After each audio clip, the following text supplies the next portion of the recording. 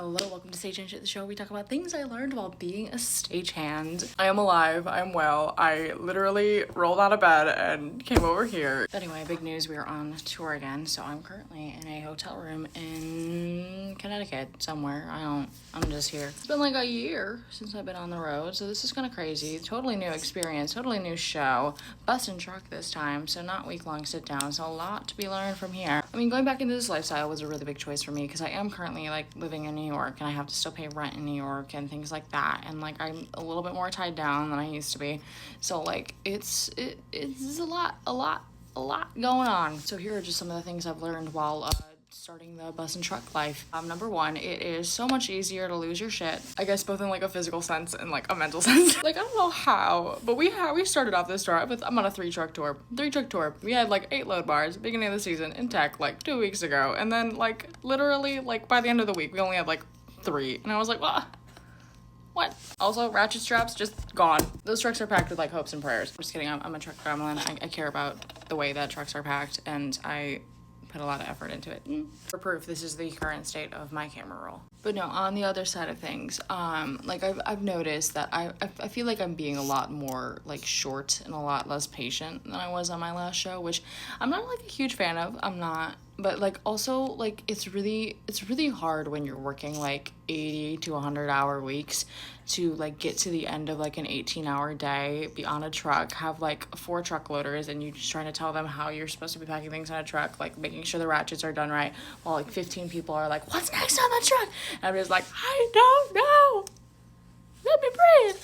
I'm just trying to pack this truck because I don't know my truck packs yet. I'm still learning them, still reworking them because they're not like entirely perfect. I want them to be safe and efficient. It just gets very overwhelming. And that's just some real honesty right there. Like I don't want to come off as like a mean or like aggressive person, but like I can lose my shit if I've been working that long of a day and it's like an in show out, and I'm just like, I got 5 hours of sleep the night before, and I just am gonna get 5 hours of sleep again tonight, and I'm gonna wake up in a new city and just do it all over again. And I've actually come across a couple of you already, so if any of you happen to see me and you see me in that state, know that I am not mad at you.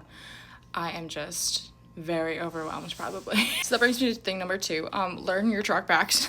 Please. I mean, it sucks when you don't have them. Like, we're still reworking ours, like I said, so we don't have like perfect examples of what they're gonna look like. But if you have a truck dedicated to your entire department, even if you're not on the truck, it's just study it so that you know, like, okay, you just sent this one thing off. Okay, you know that this thing is next, so you don't have to ask the person who's in the truck, hey, what do I need next in the truck? Which you can. It's fine. It's good. It's great. You want to know where they are, but like sometimes it's just like when 5 people are asking that same question after every single row of things that are put in the truck, it gets very overwhelming. Also, like, just be taller if you work in trucks. Like, goddamn, don't be 5'5" like I am. It's so useless. I'm just kidding. Sure, people have their advantages too, like especially when I need someone to like reach for something behind something or like climb on top of shit. It's really great. So another thing that I've learned is that water is my best friend. Crazy concept, but I've noticed on the days that I drink like the amount of water that I should, like I feel like more awake and more energized and I don't get a headache. It's just crazy.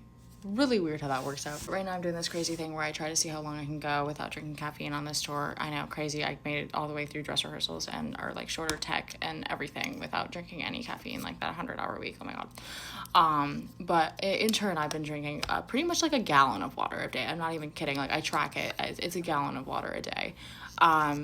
But like, you know, like I try to drink like a cup for every hour that I'm working or whatever. So like 8 ounces, you know, and then when you're working like an 18-hour day or a 14-hour day, that's a lot of ounces. But like a normal 8-hour day, you know, which I don't have, is like 64. So it's really not, like when you think about it in a normal work sense, like it's not too outrageous. But like when you put it into perspective, when you're running around for 18, 16, 14 hours straight, you need that extra bit of energy right there. And like I also count in like electrolyte drinks into that mixture and everything. I also try to avoid like sodas and energy drinks and things like that because like it's not what I need. So another issue I had like towards the beginning of this run was like my feet hurting a lot from like standing for very long periods of time. Like almost every single day during our first week I would have to be like sitting down at any chance I can get like by the end of the night because my feet were like cramping up and I physically could not stand. I've gotten a lot more used to it actually now, and my feet actually don't hurt anymore, which is kind of crazy, but they have like mad calluses. You're not gonna see my feet. But this was really helpful when I started out, and I always tour with this, and I have another roller at home that I was like, well, maybe if I want to get it, I can get it. But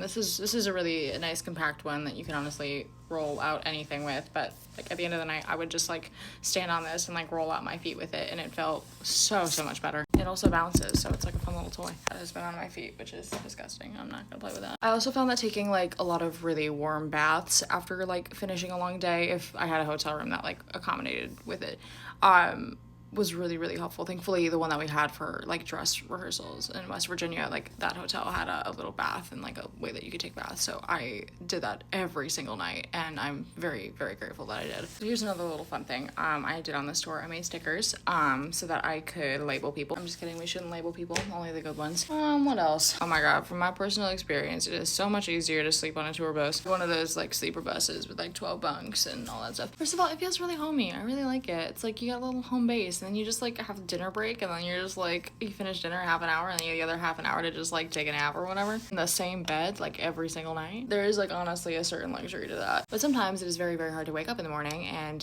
you'll normally be like, well, I always wake up to my first alarm, or like I can just wake up to like my wrist vibrating on my watch or whatever. But then you are in Connecticut and you wake up at 7:01 when your call started at 7 a.m. and you have to run to the trucks in your pajamas and dump 2 trucks in your pajamas. That was not fun. Look, I'm never one to miss my alarms. I never snooze my alarms. I'm always like up with the first alarm that I get. But it is so easy for me to just not like wake up in the morning now, and it's crazy.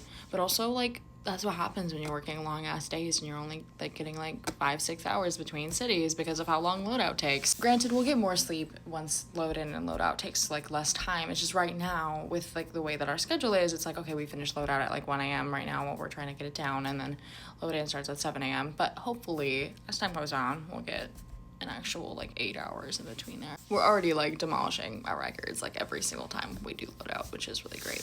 Here are my final thoughts. It is okay to not feel like yourself, and you have the right to feel tired and exhausted and sore and just everything. Just because you feel that way does not mean you are not cut out for this and that you're a bad stagehand or anything like that. People are not built for 80 to 100 hour weeks. They're not. So if you feel like you're having an off day, like after getting 5 hours of sleep and working like in show outs for like the past 5 days in a row, you're right. You're okay to have an off day. Like the life you are living on the road is a very extreme set of circumstances that it's not what the human body is made to do physiologically. Now there's ways that you can still like manage to sustain a healthier lifestyle while living like this, but you're not going to feel the greatest. You're not going to feel happy and energized and excited and just everything positive all the time. It's not a job to just hop into if you have any doubts about what you're doing. Go on tour knowing that you fully want to be on tour. I don't want this to sound aggressive, but like it will bring out a different side of you. It will strip you down to like every little thing you've been hiding in your life and covering up in your life, or like